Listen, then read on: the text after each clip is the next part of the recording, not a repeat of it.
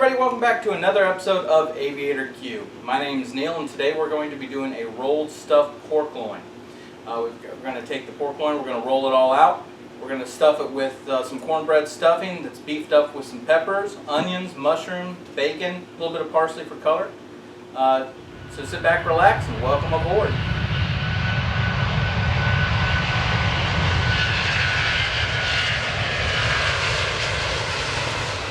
Welcome back.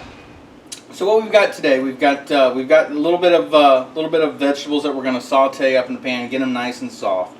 We're going to take this is about a good 8 inches of pork loin. You can buy the center cut pork loin. It's basically the cut of meat that you get your boneless center cut pork chops from. They'll just cut it off as a pork chop. I left it as long as a roast. What we're going to do is we're going to come in and we're going to make an incision. Basically, we're going to just keep butterflying it until it lays out. Then we're going to stuff it all up, and we'll roll it back up. We'll tie it, and we'll get it on the smoker. All right, to start this filleting, this butterflying process, what we're going to want to do is we're going to make one cut off to the side. And what I'm thinking about here is if I'm trying to imagine if this was laid out, how thick would I want it? So I'm thinking about somewhere right in there is a thickness. So what I'm going to do, I'm just going to make one cut, just like your butterflying here. You don't want to go all the way through. A sharp knife is best. You're just going to keep working that blade down until it starts to lay out like your butterflying chicken. So that's kind of what we got. See how it's laying flat like that? Now I'm going to turn the knife sideways and start butterflying this way as I continue to peel back the loin. So we're just keep on making cuts here. As we peel back, we're going to keep cutting.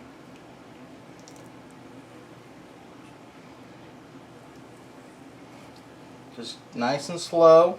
You don't want to go too fast. If it gets a little thin, maybe you've cut a little, you haven't peeled back enough.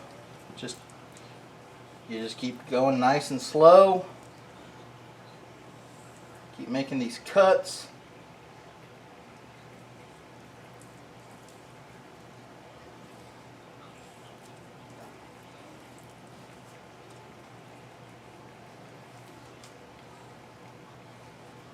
Got some fat right there, so she's not wanting to roll. So we've just kind of laid it out. If there was a high spot, I'd kind of just put a little cut in there, and that would let it open up a little bit. If you cut a little too deep and just get a little hole, just kind of roll with it. Once you wrap it up, it should cover up most of it. From here, you could start adding the stuffing. If you wanted to, you could pound it out, make it a little thinner. I think we'll do that just to kind of show you a process of how to pound it. So I'll get some cellophane, then the hammer, and I'll be right back. All right, everybody, welcome back. If you don't know what a mallet hammer is, it's basically you can use that side if you count them on a cubit. If you just want to flatten it, you can use that side. A little bit of weight. I've got some cellophane over there just to kind of protect it. And you just kind of start on the edge and you just kind of start hitting it. Not too overly hard. You're just basically just trying to flatten it out.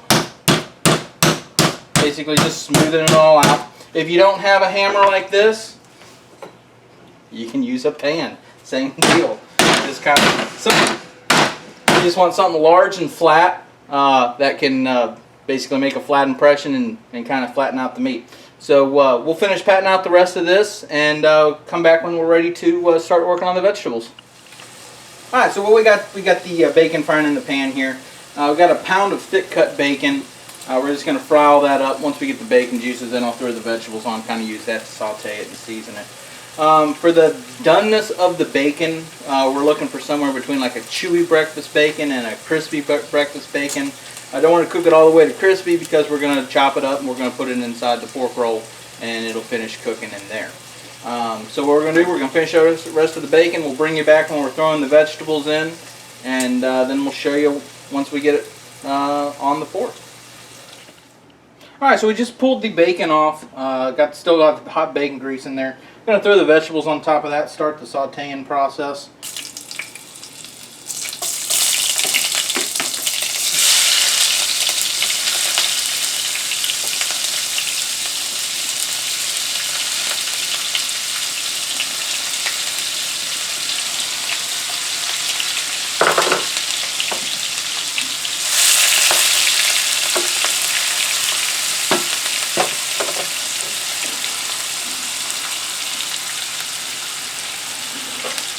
Next comes the mushrooms. And then we got some peppers from the garden. That's just some red and green peppers. Gonna give this a stir, let everything kind of cook down. Again, you don't want to cook it, saute it all the way through. You want to just give it a nice medium saute, because it'll finish the rest of the way once we have it on the smoker. We'll come back to you once we're ready for the roll. All right, the vegetables are done. We've got our. I went ahead and pre-cooked the stuffing. It's just your box stuffing from the grocery store. You add some water, boil it, kind of like instant rice. So I'm going to put everything in the mixing bowl here, so it's more of a uniform when we put it on the pork. So we're just going to put this in the bowl.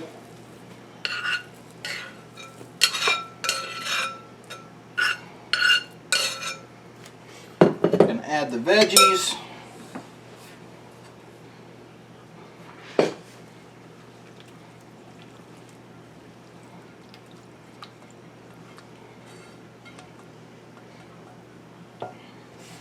Add the bacon. Oh, there's a camera there.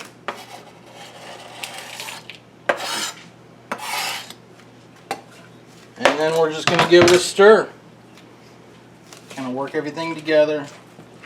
Get a nice mixture there. And then once this is all mixed up, we'll be ready to put it on the pork. Alright, the vegetables are done. We pulled them off. Put them in the fridge for about 20-30 minutes, kind of let them just chill down a little bit. They're still about room temperature. I didn't want them to be hotter than the pork on the inside, so everything kind of cooked a little evenly. What we're going to do, we're going to start off by seasoning the inside, then I'm going to put my stuffing. For today, we're going to use Cosmos Q, the Honey Chipotle Killer Bee. We're just going to start by just giving the inside just a little dusting here.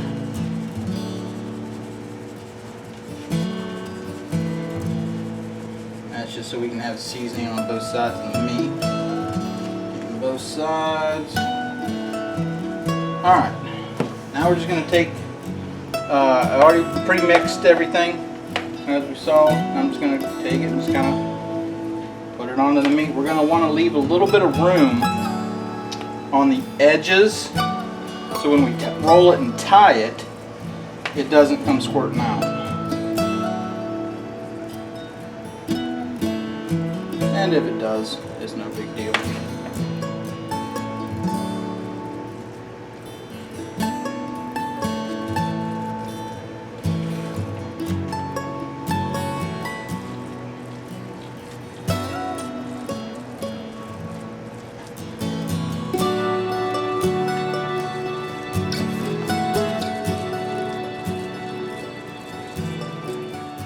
Alright, so we've got all of our stuff in. I'm just going to kind of scoot it back a little bit, try to save the edges. I think I've overfilled it, so when we roll it, it's probably going to come out, but that's okay. We had a bunch extra anyways. I could have had a bigger roll.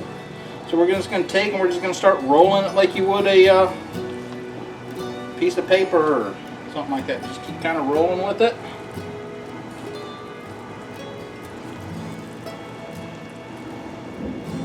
And just kind of keep working with it till you got a nice little roll right here. Once you got that kind of busting out at the seam, I got a little thin right there, kind of busted out when I was hammering it. So we're just kind of help form it up here. Once we got everything kind of wedged in, kind of cylinder-esque, I'm gonna grab a piece of butcher twine. It's about, I don't know, 2 feet long. Kind of slide it up underneath the bottom. Start on the middle. So there's a couple different types of knots. The easiest to do, you just take it, you cross it under, just like you would basically the start of if you were tying your shoe, and then just do it one more time. Man, I'm undone. So it's kind of like you started your shoe twice. That'll allow you to put a little bit of tension on it, and it holds itself while you put another knot in it.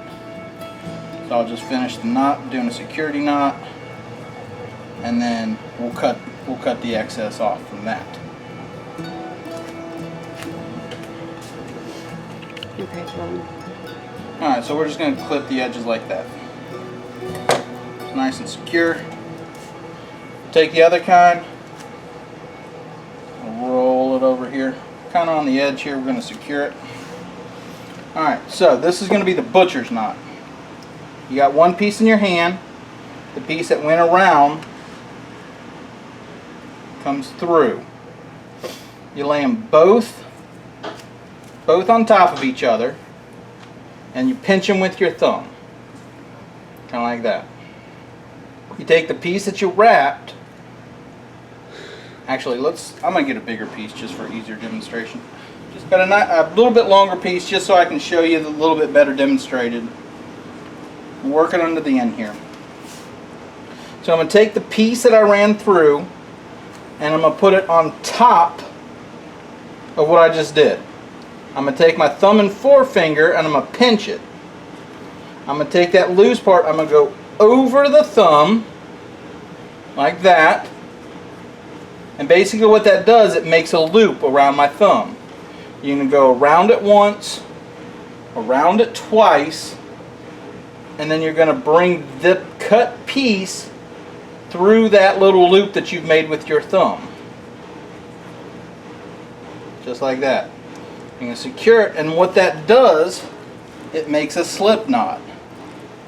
So you can take it and you just kind of secure it down on the meat. Just like so. After that, you want to take the loose string, you want to put one more knot in it for security. Work it down, seat it, and that's good to go. You can take your scissors and just cut the loose ends. So that's the two different kinds of knots. I'm going to keep going with it. We'll tie it all up off camera. You guys don't want to see me keep doing the same old knots. But we'll come back once I have it all tied up and get her on the grill. It's already going. Alright, so we've got it all tied up. If you wanted to do it with a nice presentation to kind of save the ends, now that it's tied up, you could kind of cut and just kind of make it a clean. I'm just going to leave it the way it is, kind of protect the ends. I'll shave it off before we finally eat it. But from here, it's all tied up. I'm just going to take a little bit more of the rub. Just kind of put a light dusting on the outside, kind of roll it around because it's all tied up now. And then we'll put it right on the grill. We'll see you back when it's time to go on the grill.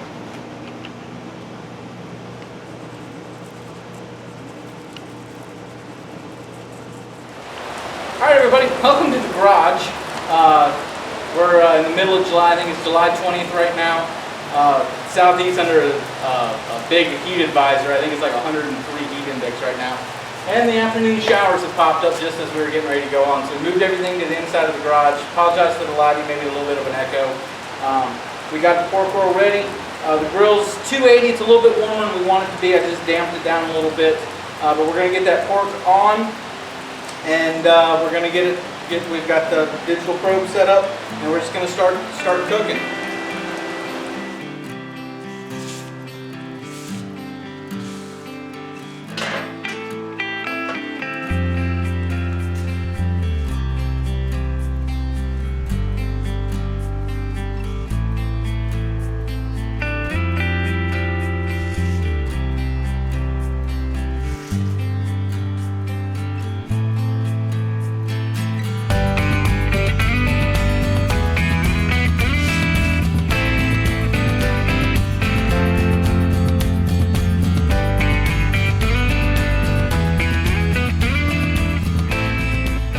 Alright, it's been about an hour and a half or so.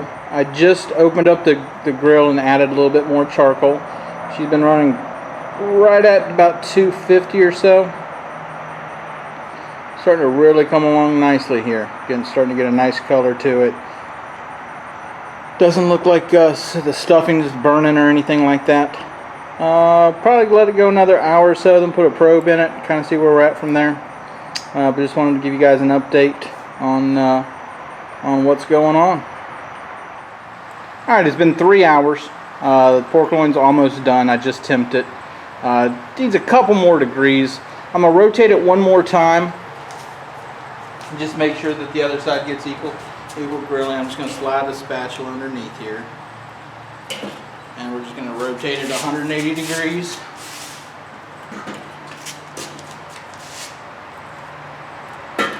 Okay. just like that. One other thing we're going to do to finish it off, we're going to finish it off with a balsamic glaze. I've got a half a cup of just balsamic vinegar in like a little saucepan.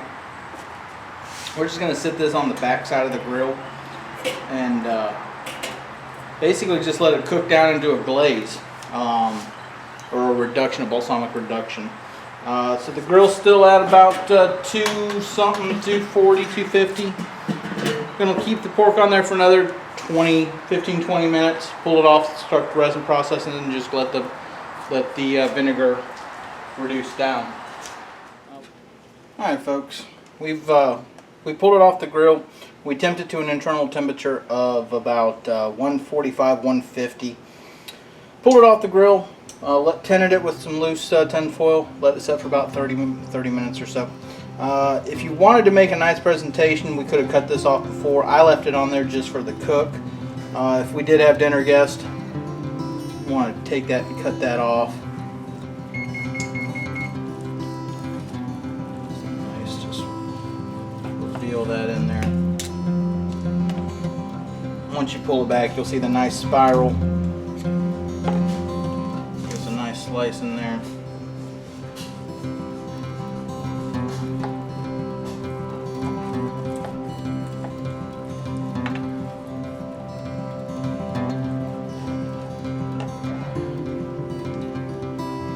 And there we have it.